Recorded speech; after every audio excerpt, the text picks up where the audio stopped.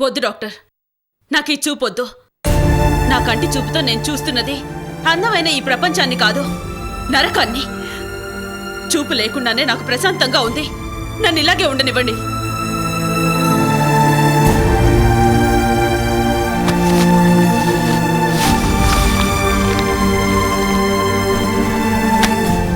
నాగేశ్వరి, ఓసారి ఇలా చూడమ్మా.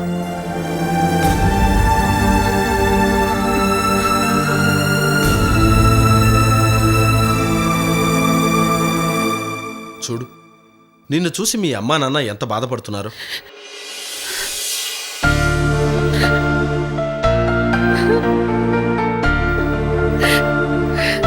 అసలు నీ సమస్య ఏంటి?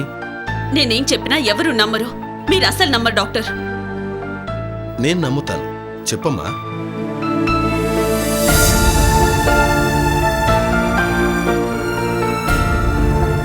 మీరు కాసేపు బయటికి వెళ్ళండి.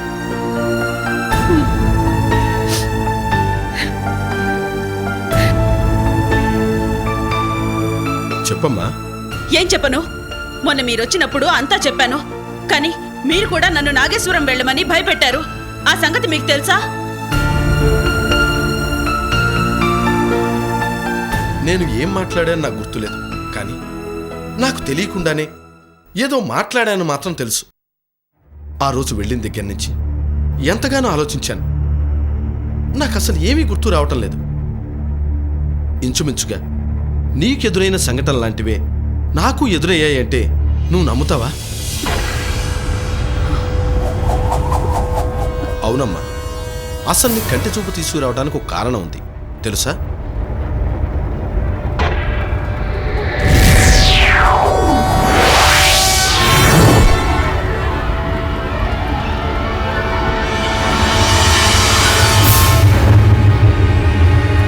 నువ్వు చెప్పేదాన్ని బట్టి, నాకెదురైన సంఘటనలను బట్టి నీ చుట్టూ ఏవో అతీత శక్తులు ఉన్నాయనిపిస్తోంది.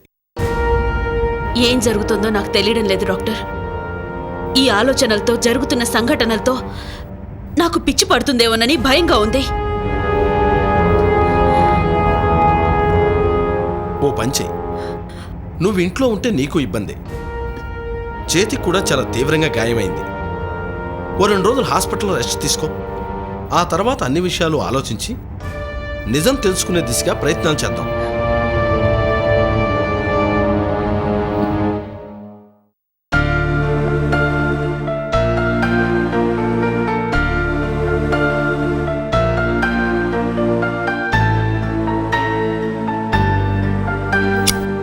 నాగేశ్వరి, నిన్ను 2 రోజులు హాస్పిటల్లో ఉండమంటానికి కారణం ఏంటో తెలుసా? స్థల మార్పిడి వల్లనైనా ఇప్పటి వరకు నీకు ఎదురైన సంఘటనలు మళ్ళీ రిపీట్ అవ్వకుండా ఉంటాయని. అంతేకాదు, ఇంట్లో మీ అమ్మా నాన్న నువ్వు చెప్పేది నమ్మటం లేదు కాబట్టి నీకు ఇక్కడ కూడా అలాంటి సంఘటనలు ఎదురైతే వెంటనే నాతో చెబుతావనే ఉద్దేశంతోనే హాస్పిటల్లో అడ్మిట్ చేయించాను. ఏదైనా జరిగితే తప్పకుండా చెప్తావు కదూ? చెప్తాను డాక్టర్. Okay, take rest. నేను మీ అమ్మా నాన్న పంపించొస్తాను.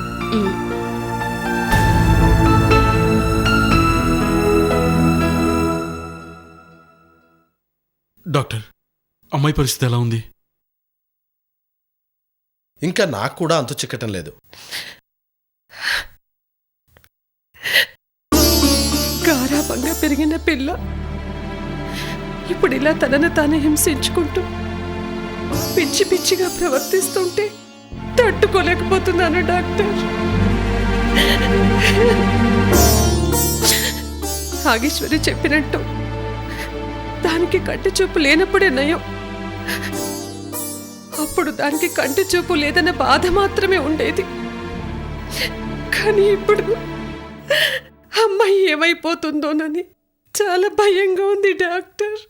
మీరేం భయపడకండి, ఓ 2 రోజులు ఆగండి, అన్నీ సమసిపోతాయి.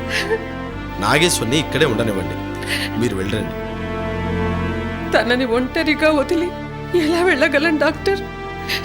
కనీసం నేనైనా తనకు తోడుగా ఉంటాను. తనని ఒంటరిగానే ఉండనివ్వండి, ఏం పర్వాలేదు. తనని మా స్టాఫ్ పసిపిల్లని చూసుకున్నంత జాగ్రత్తగా చూసుకుంటారు. మీరేం బెంగపడకండి. పోనీ రోజు పొద్దున సాయంత్రం వచ్చి చూస్తాను డాక్టర్. వద్దు, అవసరమైతే నేనే కాల్ చేస్తాను. మరేం పర్వాలేదు, మీరు బయలుదేరండి.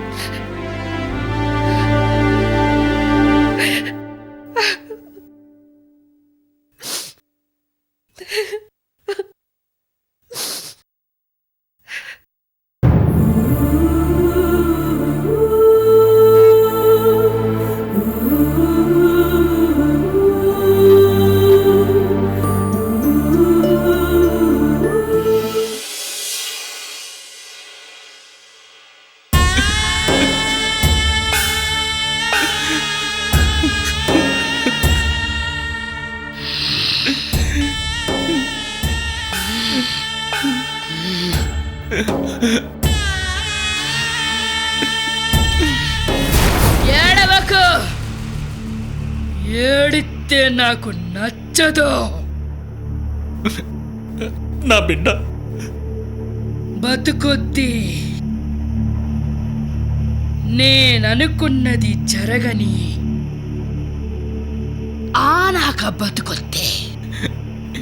ఈ లోపు నా బిడ్డ శరీరం ఏమైపోతుందని నాకు భయంగా ఉంది. భయపడక, భైరవి ఉండాది. భైరవి కాడ తంత్రముండాది. నీ బిడ్డ నిక్షేపంగా ఉంటది.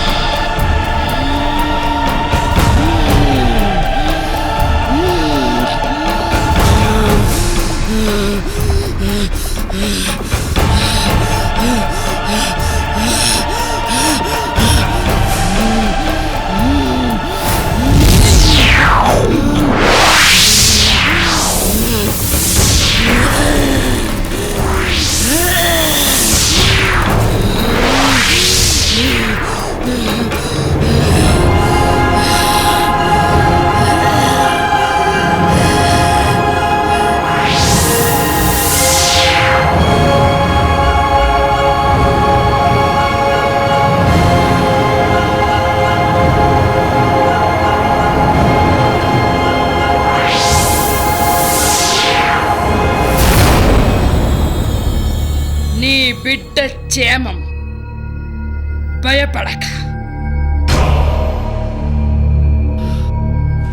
ఇక నా పని మొదలు పెట్టాలా? నాగేశ్వరి ఏడుండా?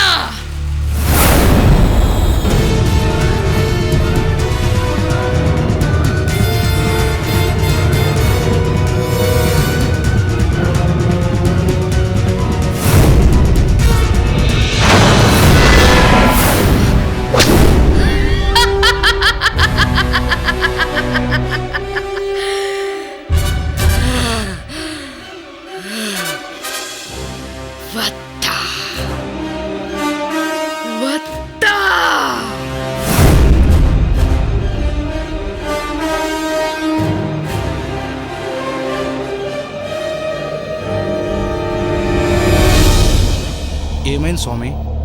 జన్మ జన్మల పగ మళ్లీ రగులుకుంది. దైవశక్తిపై దుష్టశక్తి పెత్తనం చెలాయించటానికి సిద్ధమైంది. ఏమిటి స్వామి మీరనేది? నాగేశ్వరి ఆగర్భ శత్రువు భైరవి పగతో రగిలిపోతూ ఎన్ని శతాబ్దాలైనా పగ ప్రతీకారాలు మర్చిపోకుండా మళ్ళీ ఈ భూమి మీదకొచ్చింది. అదెలా సాధ్యమవుతుంది స్వామి? భైరవి ఏనాడు దైవం చేతులు సమూలంగా నాశనం అయిపోయింది కదా. దైవం ఆ భైరవి భౌతిక రూపాన్ని నాశనం చేసినా కూడా అది ప్రేతాత్మై బ్రతికింది. ఇన్ని శతాబ్దాలు అవకాశం కోసం ఎదురు చూసింది. ఇప్పుడు ఆ అవకాశం వచ్చింది. ఆ అవకాశాన్ని వినియోగించుకోవాలని చూస్తోంది. అసలు ఆ ప్రేతాత్మ మళ్ళీ ఎలాగొచ్చింది స్వామి? అంతా రుద్రమూలంగానే. ఆ రుద్ర నాగేశ్వరుని తన ఆధీనంలోకి తెచ్చుకోవాలని కొలంలో ఉన్న అమ్మవారి నేత్రాలను సంపాదించి దుష్ట సామ్రాజ్యాన్ని స్థాపించాలనుకుంది. ఆ దుష్టురాలి ఆలోచన ఎరిగిన దైవం దాన్ని మొగ్గలోని తుంచెయ్యాలని, దాని మాంత్రిక శక్తులు పనిచేయకుండా ఉండటం కోసం దాని శరీరాన్ని నిశ్చలనం చేసింది. కానీ ఇప్పుడు సమస్య మరింత పెద్దదైంది, జటిలమైపోయింది. దైవం రుద్రని జీవోత్సవం చేయడంతో దాని పగ మరింత పెరిగిపోయింది.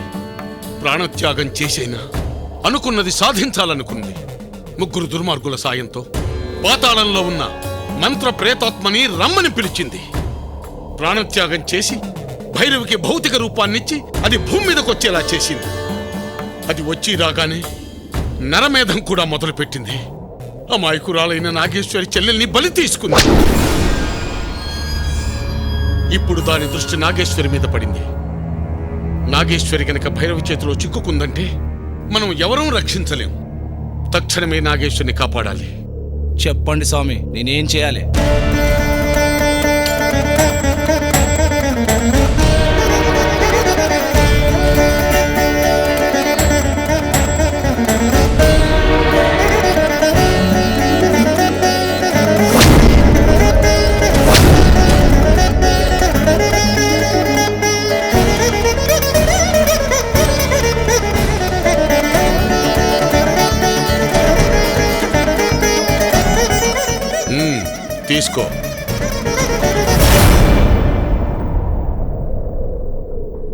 వెళ్ళు, వెళ్ళి నాగేశ్వరికి నేను చెప్పమన్న విషయాలు చెప్పు. అలాగే స్వామి.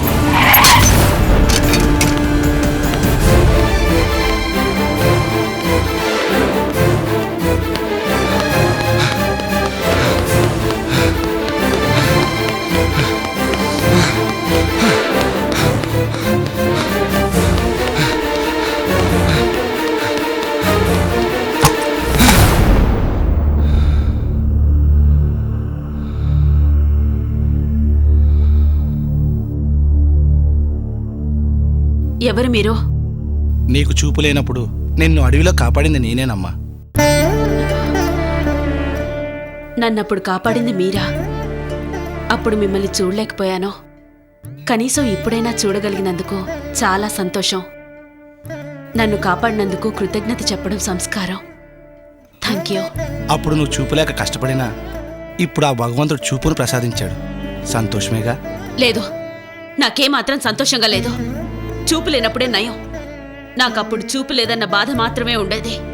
కానీ చూపొచ్చిన తర్వాత జరుగుతున్న ఒక్కో సంఘటన, నా కంటికి కనిపిస్తున్న ఒక్కో దృశ్యం నన్ను మానసికంగా హింసిస్తున్నాయి.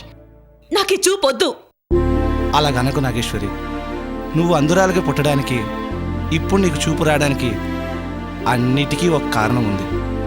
ఆ కారణాలను నువ్వు తెలుసుకోగలిగితే నీకు ఈ ఆందోళనే ఉండదు. ఇప్పటికే నేను రకరకాల సమస్యలతో సతమతమైపోతున్నాను. ఇప్పుడు మీరొచ్చి కొత్తగా ఏదో చెప్పి ఇంకా నన్ను కన్ఫ్యూజ్ చేయకండి.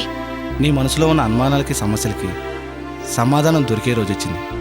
నువ్వు అన్ని విషయాలు తెలుసుకుంటావు. ఎలా తెలుసుకుంటానో? ఇదిగో ఈ విభూతి తీసుకో. నువ్వు దైవాన్ని విశ్వసించవని నాకు తెలుసు. నీకు దైవం అంటే నమ్మకం ఉన్నా లేకపోయినా నీ మనసులో మెదులుతున్న అన్ని ప్రశ్నలకి సమాధానం తెలుసుకోవాలంటే నువ్వు ఈ విభూతిని స్వీకరించు. ఈ విభూతి తీసుకున్నంత మాత్రాన నాకన్నిటికీ పరిష్కారం తెలుస్తుందా? తెలుస్తుందో లేదో నువ్వే తెలుసుకుంటావు. ముందు తీసుకోమ్మా.